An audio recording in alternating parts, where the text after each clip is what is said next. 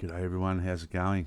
Welcome to Matt Hill's Scar Models, and it's a channel update. We've got heaps to do. I've got a bit of explaining to do as well. I'm sorry I haven't been on. I've had a range of different things go wrong. I've had a camera fail, I've had a memory card fail, and then I've had a laptop with some issues. I've lost a lot of work. As you can see, I'm working on a project now ready for some videos that I'm doing, and I'm hoping that this comes through nice and clear and you can see what I can do, and I can show you things a bit better than what I could before with a tiny little screen on the camera that I had before. This gives me a wider view, hopefully a better picture, and hopefully better sound, and try to give you some way of seeing my bench at the same time, and seeing what sort of working chaos I have. At the moment you can see there's paints and stuff all over the place from working on a couple of projects for the channel. So what have I been doing? Well, first of all, I would like to say well done everyone who's been building all my channels I follow. I will try to catch up on you. I'll try to catch up with Greg Riley, Frankie Day, Charlie Mack, Jeff's Model Garage, Doug Heensley, The Build Rat, Treeline Model Works, The Mutt Modeler, everyone. There's too many to list. There's too many videos to actually try to catch up on, but I'll do my best. I'll do my very best. The Rebels at Cloud9, all those big channels too that continue to do the work, and yes, the Rebels at Cloud9, I would love to see a video on the Airfix B17. And that was another thing that I've been doing as part of that. I've lost everything. I've lost so much video work. It's just been really devastating. I thought while the computer was down I could pre-record some stuff, and yeah, of course that doesn't work, so it's starting from scratch again. So to show you what I was up to and where I got to on a few projects, I started work on well, it's nearly finished, and it will be finished off very next couple of days. This is the Airfix, one of the new tooled Airfix Harriers that I've been working on.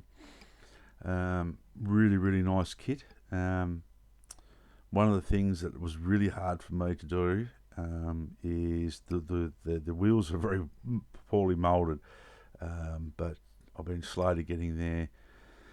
I had the full build series on that. This is a really good kit. These are really nice kits. They are a little bit tricky in a couple of spots, but they are a very nice detailed Harrier kit, and I just finished reading a book on, or in the process of reading different chapters of the Harrier Jet by Bill Gunston. Pick it up from a second-hand bookstore, and I don't need the pics. Doesn't even come up to when the Falklands War started virtually, but it's detailed, and to see some of the work on some of these Airfix Harrier kit, what Airfix has put into them, they're very good. The other thing that while I was working away is, and I'd probably have to eat some humble pie here, is that I absolutely loathed using Airfix Decalfix. Well, I'm afraid to say that I'm going to have to eat humble pie. I think it's probably one of the best products I've used for a very long time if you use it correctly, and I haven't been. There's different ways to do it, and if anyone's interested in the Decalfix, how I use the Decalfix, I found it just absolutely fantastic. Some of the kits that I have that are really old, the old decals which would normally fly apart, that would never stick, the Decalfix pulls them down, makes them stick, and it's really good. So in certain cases I do like using Decalfix.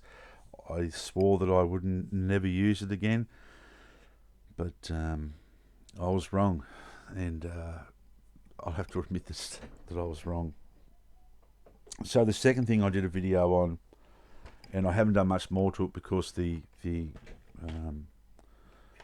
build series was lost, but I'll finish it off now. This is the 1/72 scale F9F, if I'm right. It's the Cougar, a kit that I've always wanted to build, and yes, the F9F -8. Um, ever since I've seen this kit years and years ago, I always wanted one, and to tell you the truth, I bought some second-hand kits from a person on the flea market, and this was in it. I've got one that's a very, very old kit, with all the instructions still in Japanese. This one has got English, but I wanted to build that. I just love the white with the day glow orange and the black anti-glare, and when I build these old jets, or look at these old jets, it reminds me of a golden age of aviation. It's just something about early 50s, 60s jets that I do like. So that's one that also I lost, but I will finish off. So it's a very good kit. It's a very good kit, guys. There's a few things that I'll go through just to show you what I had to do to it, but apart from that, look, honestly, that kit was fantastic. The other kit that I have been working on is the old Airfix Puma helicopter. This was another one that I had a build series on. This is now ready, besides filling in a couple little holes here and gluing that just back on the little tail that I just broke off just then. You might have heard it go ping ping. Ah, shit, there we go. This one's ready. I did a lot of work on this, and I did a lot of research, and I looked at interior colours and how things are made, and I did the padding on the inside for the insulation, which you can't see now. I don't know why I did it. Experimented with some new tape. This is the samurai tape that I like using now for my glazing, and I'll do a video on that later on. Very, very good, the samurai tape. You can just buy it from a hardware store. So I did a lot of research on interior colours, exterior colours, engine bay colours, and everything. And a helicopter is that next step. I think in building a model, you have to plan it a lot better than what you would some other model kits, because the way things go together, and interior painted first, and it's almost the same sort of process but a little bit different. So that one will be finished. And that's when I used Decalfix also on a couple of the instrument panel decals on the inside. Studied the colours of the rotor head and everything, which I've got to add a couple more colours to. And I've used the olive drab on the top, the black on the underneath. And what I have read from a couple of articles on the internet was that these particular Pumas from the squadron were kept immaculately clean, which I think they would do. You wouldn't go driving around a dirty old shit box truck, you know what I mean? So that is that. That is that. I did have another, I don't know, I had another series going on the Airfix B17. I've got to this stage, it's ready for its aluminium, which I thought it was, but I've had another, to me, extra thin failure, and the fuselage join once again has come apart. I had a full video build on this. This is a really challenging kit in a couple of spots, and I did a bit of research on this in regards to interior colours, which was more the dark greeny sort of colour than the zinc chromate. Republic Aircraft Company used a lot of that even on their P-47s and things later on the war. This is a really, really, really top of the range, excellent kit. It had a few little fit issues about the place, but it was really good. So I'm working hard now, waiting for some better weather. We're heading into the winter months here, but I'm going to be using once again some metallizer products that this was my intimidation build, which I was going to do a series, a buddy build for everyone out there who has a kit. Was a question going around, what kits intimidate you? Not many model kits do intimidate me, but as I said, it was probably more the finish that intimidates me. The natural metal finish. Every time I've tried it, it's never came out right. So with some help of some different products, some research on YouTube, and asking some questions on the internet, I've got some products which I'll demonstrate when I go through this and see how it turns out first. I'm not going to do it online and completely stuff it. and we'll see how it goes. We'll see how it goes. That's the Airfix B17. I got to that stage as well, and because I couldn't follow on with the video series at this time, I just stopped it and also waiting for weather, because the weather has been fairly shite here in Tasmania.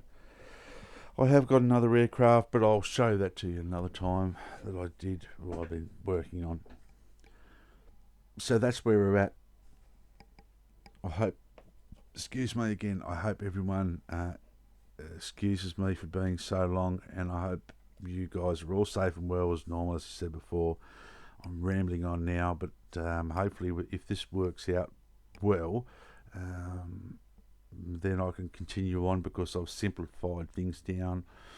I've had to save a little bit of money to buy a few things, and to get the camera side going easier for me to use.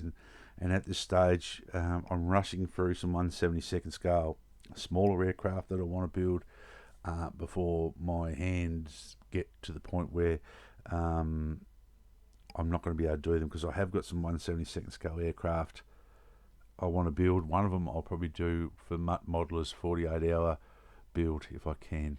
Probably an old Frog kit or a Matchbox kit or something like that, so that I want to build. Thank you guys. Thank you to my new subscribers. Till next time, be safe, model hard. A little bit of effort, you can get a good result from an old model kit. And stay tuned for the series coming up from all these little bits for Mr. Frankie Day. Catch ya.